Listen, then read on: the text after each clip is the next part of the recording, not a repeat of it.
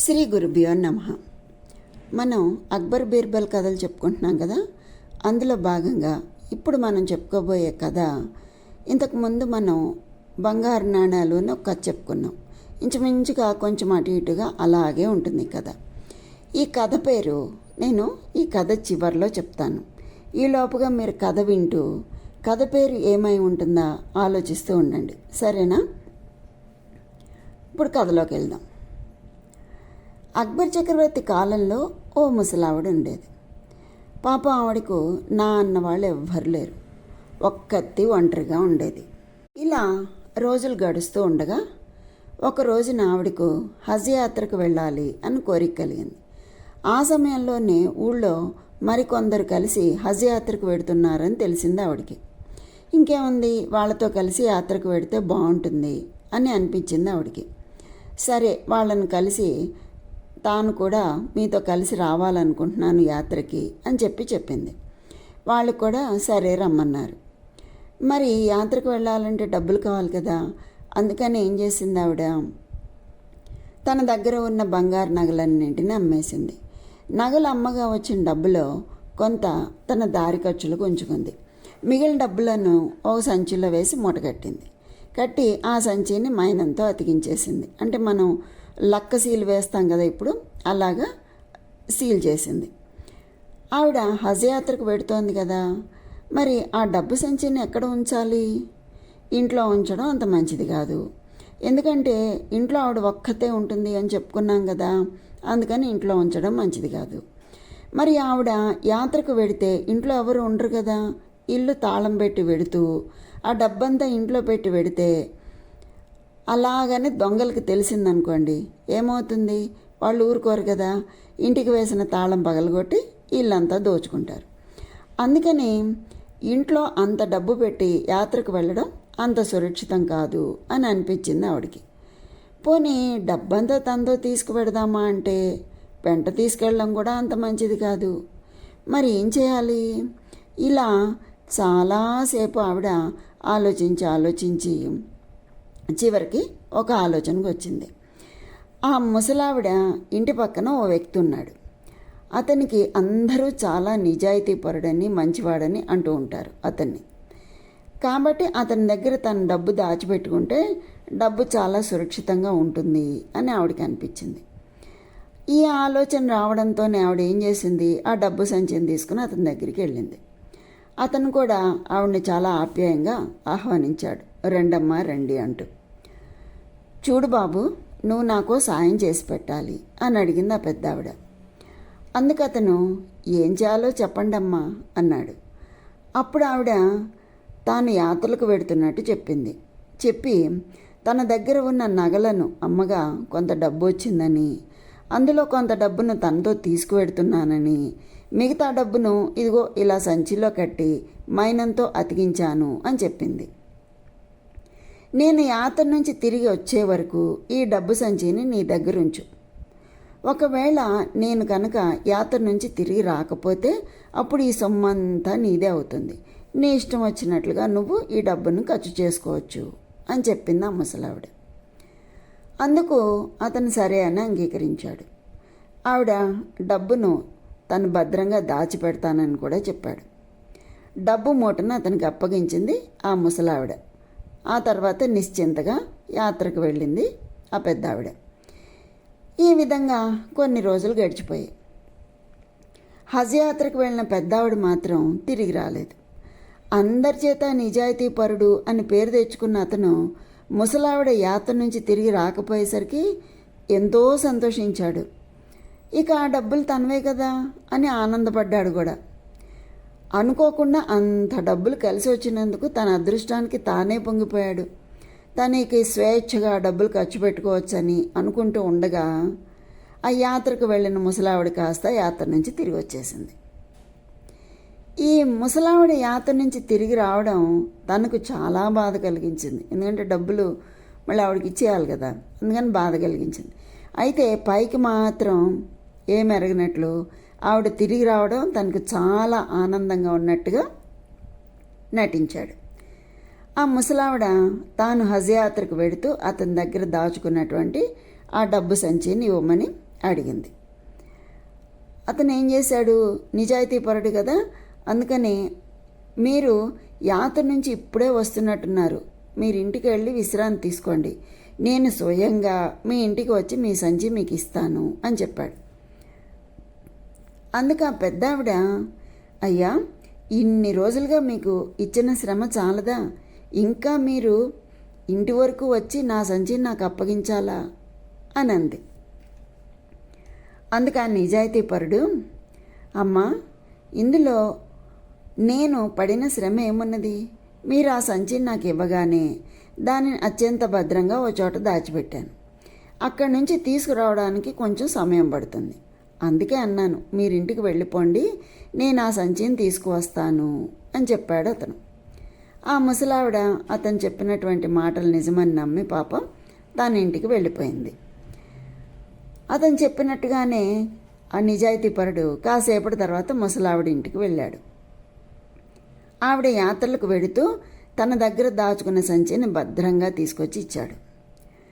తన యాత్రలకు వెడుతూ అతని దగ్గర వదిలి వెళ్ళినప్పుడు సంచి ఎలా ఉందో అలాగే ఉండేసరికి ఆ ముసలావిడ చాలా ఆనందించింది.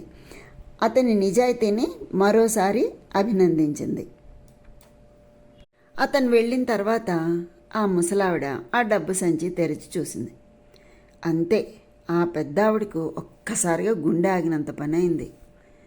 ఎందుకంటే ఆ ముసలావిడ హజ్ యాత్రకు వెడుతూ తన దగ్గర మిగిలిన బంగారు నాణాలన్నీ ఓ సంచిలో మూటగట్టి ఆ సంచిని మైనంతో అతికించి మరీ అతనికి ఇచ్చింది.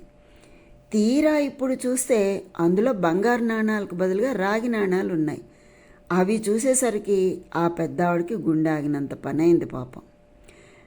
ఆవిడ వెంటనే తను ఎవరి దగ్గర అయితే డబ్బు దాచుకుందో అతని దగ్గరికి పరిగెత్తింది. ఆవిడ్ని చూడగానే అతను, చెప్పండమ్మా, మీరు నా దగ్గర దాచుకున్న సంచి భద్రంగా ఉంది కదా అని అడిగాడు. అవునయ్యా, సంచి మాత్రం చాలా భద్రంగా ఉంది, కానీ అందులో ఉండాల్సిన బంగారు నాణాలు లేవు, వాటికి బదులుగా ఇగో ఈ రాగి నాణాలు ఉన్నాయి అంది ఆవిడ. అమ్మా, మీరు చెప్తుంది నిజమేనా అని అడిగాడు. అవునయ్యా, నేను నిజమే చెప్తున్నాను, నువ్వు చాలా నిజాయితీపరుడవని నమ్మి నా డబ్బు నీ దగ్గర దాచిపెట్టుకున్నందుకు నాకు తగిన శాస్తి జరిగింది. నువ్వు ఇలా నన్ను మోసం చేస్తావని నేను అనుకోలేదు.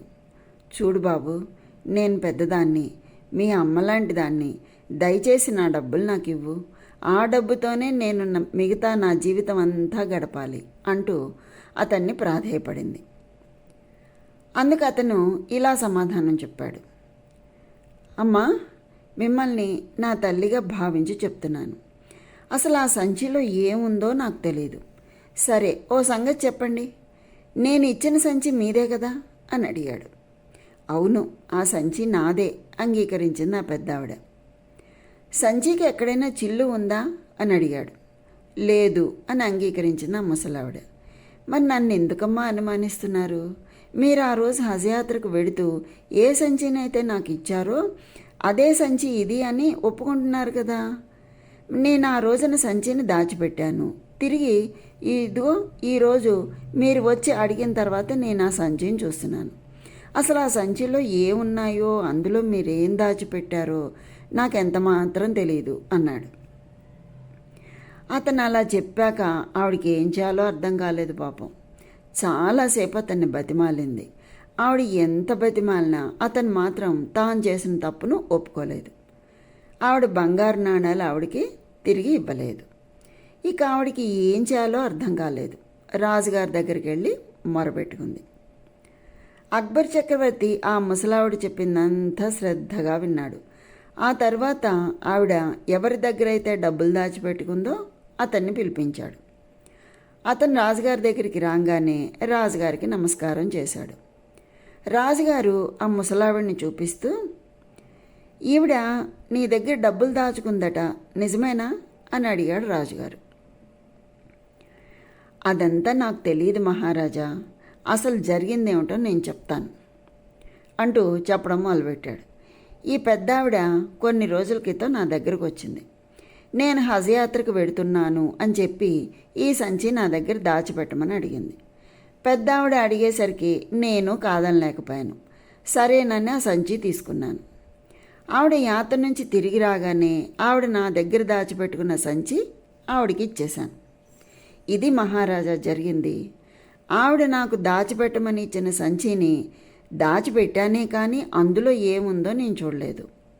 ఆవిడ ఆ సంచిలో డబ్బులు దాచిపెట్టిందో లేక మరేమైనా దాచిపెట్టిందో కూడా నాకు తెలీదు.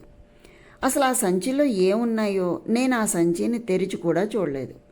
తీరా ఇప్పుడు వచ్చి ఆ సంచిలో బంగారు నాణాలు దాచిపెట్టాను, నా బంగారు నాణాలు నాకు ఇవ్వు అంటే నేను ఎక్కడి నుంచి తీసుకురాను? నేను ఎంతటి నిజాయితీ పరుణ్ణో అందరికీ తెలుసు. ఈ పెద్దావిడ కూడా నేను నిజాయితీ పరుణ్ణి అని నమ్మే కదా ఆవిడ యాత్రలకు వెళ్ళేటప్పుడు ఆ సంచి నా దగ్గర దాచుకుని వెళ్ళింది. ఇప్పుడు నా నిజాయితీని శంకిస్తే నేనేం చేయగలను మహారాజా అన్నాడు ఆ నిజాయితీపరుడు. అక్బర్ చక్రవర్తికి ఏం చేయాలో అర్థం కాలేదు. ముసలావిడ సంచిలో బంగారు నాణాలు పెట్టి అతనికి ఇచ్చాను అని చెప్తోంది. ఆ నిజాయితీపరుడేమో ముసలావిడ సంచి ఇచ్చిన మాట వాస్తవమే కానీ అందులో బంగారు నాణాలు ఉన్నాయో రాళ్ళు ఉన్నాయో నాకు తెలియదు అంటాడు. ఇద్దరూ నిజమే చెప్తున్నారు అని అనిపించసాగింది చక్రవర్తికి. అప్పటికి మాత్రం ఇద్దరినీ వాళ్ళ ఇళ్లకు వెళ్ళిపోమని చెప్పాడు. ఇలాంటి చిక్కు సమస్యలు పరిష్కరించగల సమర్థత ఎవరికుంది? ఒక్క బీర్బల్కు మాత్రమే ఉంది అని రాజుగారికి నమ్మకం. అందుకే వెంటనే బీర్బల్ని పిలిపించి సమస్య ఏమిటో అతనికి వివరించి చెప్పాడు రాజుగారు. ఆ ముసలావిడ ఇచ్చిన సంచిని తీసుకుని బీర్బల్ ఇంటికి వెళ్ళాడు. ఏం చేశాడు? ముసలావిడ సంచి లాంటి సంచి తీసుకుని ఆ సంచులలో తనకు తోచిన వాటితో నింపాడు. ఆ తర్వాత వాటిని మైనంతో అతికించేశాడు. అలా అతికించాక ప్రతి సంచికి ఓ చిన్న రంధ్రం చేశాడు. అక్కడితో ఒక పని అయింది, ఒక పని పూర్తి చేశాడు. ఆ తర్వాత ఏం చేశాడు? ఆ ఢిల్లీ నగరంలో ఉన్నటువంటి దర్జీలందరినీ పిలిపించాడు. అంటే మిషన్ కుట్టే వాళ్ళు ఉంటారు కదా, వాళ్ళందరినీ, టైలర్లందరినీ పిలిపించాడు. ఆ చిరుగుల సంచులు ఇచ్చి ఈ చిరుగు ఏ మాత్రం కనిపించకుండా కుట్టాలి అని చెప్పాడు. ఈ దర్జీలందరూ బీర్బల్ చెప్పినట్లుగానే చేశారు. వాళ్ళల్లో ఒక్క దర్జీ మాత్రం ఉండమని చెప్పి మిగతా వారందరినీ పంపించేశాడు. ఆ ఒక్క దర్జీ మాత్రం సంచి చిరుగు ఏ మాత్రం కనిపించకుండా కుట్టాడు. సంచి చిరుగు ఏ మాత్రం కనిపించకుండా కుట్టినందుకు బీర్బలు అతన్ని ఎంతో మెచ్చుకున్నాడు. అప్పుడు ముసలావిడ సంచిని ఆ దర్జీకి చూపించి, నీకెప్పుడైనా ఈ సంచిని చూసిన గుర్తుందా అని అడిగాడు బీర్బల్. మొదట ఆ దర్జీ తాను ఎప్పుడూ ఆ సంచిని చూడలేదు అని చెప్పాడు. అప్పుడు బీర్బల్ అతన్ని రాజుగారి దగ్గరికి తీసుకువెడతాను అని బెదిరించేసరికి అప్పుడు నిజం చెప్పాడు. ఆ ముసలావిడ ఎవరి దగ్గరైతే డబ్బు సంచి దాచుకుందో అతను తన దగ్గరకు వచ్చాడని, సంచి చిరుగు కనిపించకుండా కుట్టాలని చెప్పాడని ఆ దర్జీ చెప్పాడు. ఇది జరిగి ఎన్ని రోజులైందో చెప్పగలవా అని అడిగాడు బీర్బల్. సుమారు 1.5 సంవత్సరాల క్రితం అనుకుంటాను నేను ఈ సంచిని చిరుగు కుట్టాను అని చెప్పాడు ఆ దర్జీ. నువ్వు ఆ సంచిని కుట్టడానికి తీసుకున్నప్పుడు ఆ సంచిలో ఏమున్నాయి అని అడిగాడు బీర్బల్. ఆ సంచిలో కొన్ని రాగి నాణాలు మాత్రం ఉన్నాయి అని చెప్పాడు ఆ దర్జీ. సరే, రేపు ఈ విషయాన్ని నువ్వు రాజుగారి ఎదుట చెప్పాలి అన్నాడు బీర్బల్. రాజుగారి దగ్గర చెప్పాలనేసరికి ఆ దర్జీ భయపడిపోయాడు. రాజుగారు నిన్ను ఏమీ అనకుండా నేను చూసుకుంటాను, నువ్వు ఇప్పుడు నాకు ఏం చెప్పావో అదంతా రేపు రాజుగారి ముందు కూడా చెప్పాలి అన్నాడు బీర్బల్. సరే అని అంగీకరించాడు ఆ దర్జీ.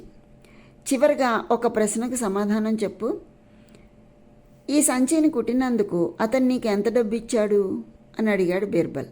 2 బంగారు నాణాలు ఇచ్చాడు అని చెప్పాడు దర్జీవాడు. ఇప్పుడు ఆ 2 బంగారు నాణాలు నీ దగ్గర ఉన్నాయా లేక ఖర్చు పెట్టేశావా అన్నాడు. వాటిల్లో ఒక దానిని ఖర్చు పెట్టాను, మరొకటి మాత్రం నా దగ్గరే ఉంది అని చెప్పాడు దర్జీవాడు. ఆ బంగారు నాణాన్ని తీసుకుని రేపు రాజ్యసభకు రావాలని ఆ దర్జీవానికి చెప్పి అతన్ని పంపించేశాడు. ఆ మన్నాడు ఆ ముసలావిడ, ఆవిడ ఎవరి దగ్గర అయితే డబ్బులు దాచుకుందో ఆ నిజాయితీపరుడు, ఈ దర్జీ అందరూ ముగ్గురు కూడా రాజ్యసభకు హాజరయ్యారు. ఆ నిజాయితీపరుడు కోర్టులో దర్జీవాడిని చూసి కొంచెం కంగారు పడ్డాడు. బీర్బల్ దర్జీవాడి దగ్గరికి వచ్చి బంగారు నాణాన్ని తీసుకుని ఆ ముసలావిడికి ఇచ్చాడు. ఈ బంగారు నాణం నాదే మహారాజా, నేను వీటి మీద ఒక గుర్తు కూడా పెట్టుకున్నాను అంటూ బంగారు నాణం మీద తను పెట్టుకున్న గుర్తును చూపించింది. బీర్బల్ తన దగ్గర ఉన్న ముసలావిడి సంచిని ఆ దర్జీవాడికి ఇచ్చి, ఈ సంచినేనా నువ్వు సంవత్సరాల క్రితం కుట్టింది అని అడిగాడు బీర్బల్. దర్జీవాడు భయంగా రాజుగారి వంక చూశాడు. చెప్పు, నీకేం భయం లేదు అన్నాడు బీర్బల్. అవును, ఈ సంచినే నేను సంవత్సరాల క్రితం చిరుగు కనిపించకుండా కుట్టాను అంటూ సంచికి చిరుగు ఎక్కడ ఉందో తాను ఎక్కడ కుట్టాడో కూడా చూపించాడు ఆ దర్జీవాడు. ఇప్పుడు చెప్పు, ఆ పెద్దావిడ బంగారు నాణాలు నువ్వు దొంగిలించావా లేదా? రాజుగారు కోపంగా అడిగాడు. నిజాయితీపరుడని పేరు తెచ్చుకున్న అతను సిగ్గుతో తలదించుకున్నాడు. ఆ తర్వాత రాజుగారు అతన్ని ఖైదు చేశారు. భటులను పంపి అతని ఇల్లంతా వెతికించారు.